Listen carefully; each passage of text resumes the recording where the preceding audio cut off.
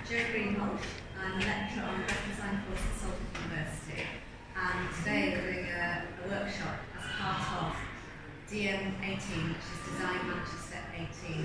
It's a fantastic festival, design festival, it's happening in Manchester. The brainchild of John Owens, his partner Fiona and Malcolm Garrett. I've been lucky enough to be involved with Malcolm Garrett setting up workshops for the last 3 years as part of the design festival.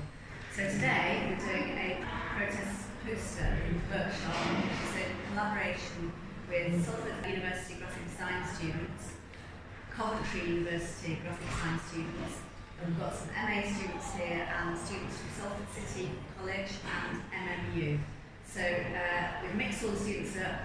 The idea is that they come up with an idea about something they really feel very strongly about and protest about it in the form of creating a graphic design poster. Obviously, as students, ranging between 17 and plus, we're very angry at everything. I chose the stigma of mental health, and we just really run riot with that.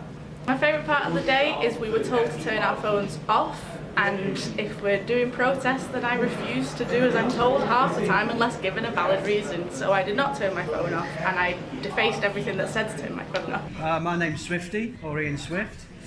I'm a graphic designer. I'm here today at Salford Uni to talk to the students about protest, why we should be protesting. Looking at the bigger picture, I think. Well, I hope we're looking at the bigger picture. I'm not just talking about protest in the local community, you know, the train doesn't work or people walk slowly. I'm trying to get the students to think about the bigger picture and why is it that people are having so many mental health issues these days. Why is it we feel like we're being watched? Are we being brainwashed?